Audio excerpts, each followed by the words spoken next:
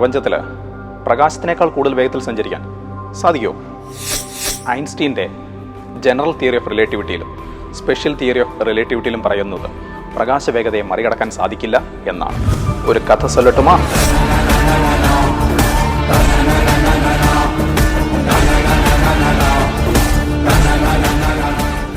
ഒരിക്കൽ ഒരു ഇലക്ട്രോണ് ലൈറ്റിനെ വെല്ലുവിളിച്ചു.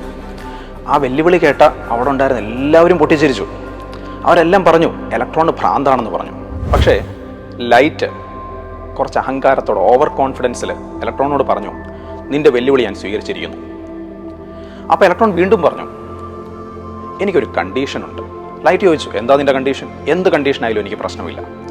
ഇലക്ട്രോൺ പറഞ്ഞു, ഞാൻ പറയുന്ന സമയത്ത്, ഞാൻ പറയുന്ന സാഹചര്യത്തിൽ വേണം നമ്മുടെ ഈ മത്സരം നടത്താൻ. ഇപ്പോൾ നിങ്ങളൊക്കെ ചിന്തിക്കുന്നുണ്ടാവും, ഏത് മത്സരത്തെ പറ്റിയാണ് നമ്മൾ ഈ പറയുന്നതെന്ന്, അല്ലേ? മറ്റൊന്നുമല്ല, ഇലക്ട്രോണിൻ്റെ വെല്ലുവിളി ഇത്രയേ ഉള്ളായിരുന്നു. ലൈറ്റിനോട് ഇലക്ട്രോൺ പറഞ്ഞു, നിന്നേക്കാൾ കൂടുതൽ വേഗത്തിൽ ഞാൻ സഞ്ചരിക്കുമെന്ന്. അങ്ങനെ ഒരു ദിവസം ആ മത്സരം നടന്നു. പക്ഷെ എല്ലാവരെയും അതിശയപ്പെടുത്തിക്കൊണ്ട് ആ മത്സരത്തിൽ ജയിച്ചാരാന്നറിയോ? നമ്മുടെ ഇലക്ട്രോണാണ് ആ മത്സരത്തിലെ വിജയി. ഇപ്പോൾ നിങ്ങൾ ചിന്തിക്കുന്നത്, സാറ് പഴയ ആമയുടെയും മുയലിൻ്റെയും കഥ എടുത്തിട്ട് ഇലക്ട്രോണും ലൈറ്റും ഒക്കെ ആക്കിയിട്ട് ഒന്ന് രൂപമൊക്കെ മാറ്റി അവതരിപ്പിച്ചതല്ലേ എന്ന്. എന്നാലല്ല, ഇത് നമ്മുടെ ഈ പ്രപഞ്ചത്തിൽ നടക്കുന്ന സംഭവമാണ്. നമ്മുടെ ഈ ഭൂമിയിൽ തന്നെ നടക്കുന്ന സംഭവമാണ്. ചെറങ്കോവ് റേഡിയേഷൻ എന്നാണ് അത് അറിയപ്പെടുന്നത്. ന്യൂക്ലിയർ പവർ പ്ലാന്റിൽ റിയാക്ഷൻ്റെ ഭാഗമായി ഉണ്ടാകുന്ന ഹൈലി എനർജറ്റിക് ആയിട്ടുള്ള ഇലക്ട്രോൺസ് വെള്ളത്തിൽ കൂടെ സഞ്ചരിക്കുമ്പോൾ ഈ ഹൈലി എനർജറ്റിക് ഇലക്ട്രോൺസ് ലൈറ്റിനേക്കാൾ കൂടുതൽ വേഗത്തിലാണ് വെള്ളത്തിൽ കൂടെ സഞ്ചരിക്കുന്നത്. വെള്ളത്തിൽ ലൈറ്റിൻ്റെ വേഗത എന്ന് പറയുന്നത് ഏകദേശം 2,25,000 km/s. പക്ഷേ ഈ ഹൈലി എനർജറ്റിക് ഇലക്ട്രോൺസിന് അതിലും കൂടുതൽ വേഗത്തിൽ വെള്ളത്തിൽ കൂടെ സഞ്ചരിക്കാൻ സാധിക്കും. അപ്പോൾ പിന്നെ ഐൻസ്റ്റീൻ്റെ തിയറിയിൽ പ്രകാശവേഗതയെ മറികടക്കാൻ ഒന്നിനും സാധിക്കില്ല എന്ന് പറയുന്നതിൻ്റെ യഥാർത്ഥ വസ്തുത എന്താണ്? നമുക്കൊന്ന് പരിശോധിച്ചാലോ? നമുക്കത് കൂടുതൽ വ്യക്തമായി മനസ്സിലാക്കാൻ ഞാൻ നിങ്ങളോട് ഒരു 3 സാഹചര്യങ്ങൾ പറയാം. നമ്മുടെ സൂര്യൻ പെട്ടെന്നൊരു നിമിഷം അപ്രത്യക്ഷമായി പോയാലോ? എന്ത് സംഭവിക്കും? സൂര്യൻ അപ്രത്യക്ഷമായത് അറിയാതെ നമ്മുടെ ഈ ഭൂമി ഏകദേശം 8 മിനിറ്റോളം ഒരു സാങ്കല്പിക സൂര്യനെ വലം വെച്ചുകൊണ്ടേയിരിക്കും. അതായത് സൂര്യൻ അപ്രത്യക്ഷമായി എന്ന വിവരം ഭൂമിയിലെത്താൻ ഗ്രാവിറ്റേഷണൽ ഫീൽഡിലുണ്ടാവുന്ന ആ എഫക്റ്റ് ഭൂമിക്ക് അനുഭവപ്പെടാൻ ഏകദേശം 8 മിനിറ്റോളം സമയമെടുക്കും. രണ്ടാമത്തെ സാഹചര്യം എന്ന് പറയുന്നത്, 2 മെറ്റൽ പ്ലേറ്റുകൾ നിങ്ങൾ കൺസിഡർ ചെയ്യുക. ഈ പ്ലേറ്റുകൾക്കിടയിൽ ഞാനൊരു പൊട്ടൻഷ്യൽ ഡിഫറൻസ് അപ്ലൈ ചെയ്യുകയാണ്.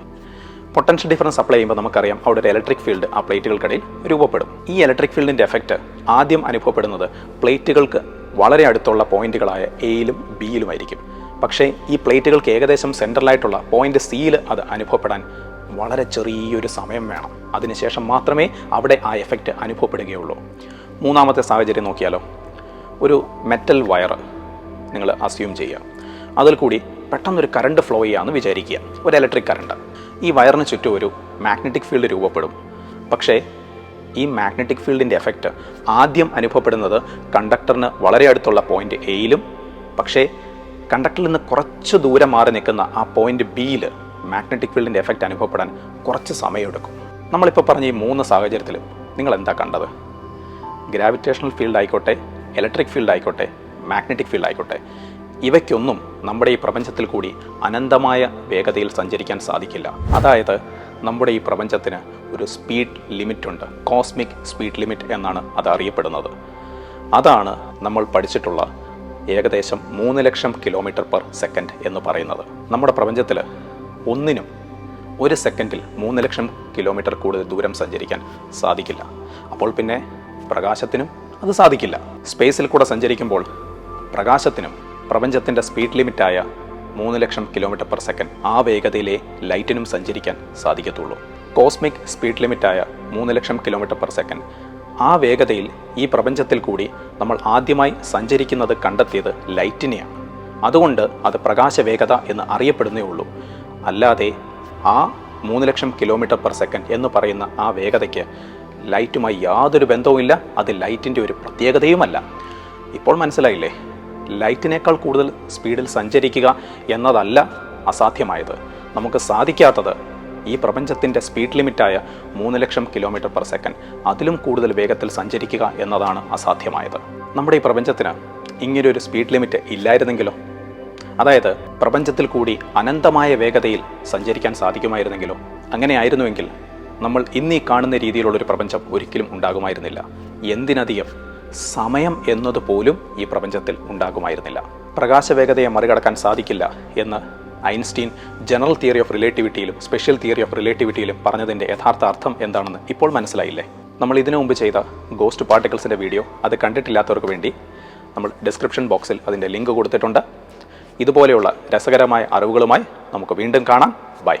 എൻട്രൻസ് സംബന്ധമായ വാർത്തകളും അപ്ഡേഷനുകളും ഏറ്റവും വേഗം ആധികാരികമായി അറിയാൻ ബ്രില്യൻറ്റ് സ്റ്റഡി സെന്റർ പാല യൂട്യൂബ് ചാനൽ സബ്സ്ക്രൈബ് ചെയ്യുക. ബെൽ ഐക്കൺ അമർത്തുക. ഈ വീഡിയോ മറ്റ് സുഹൃത്തുക്കളിലേക്കും ഷെയർ ചെയ്ത് നൽകുക.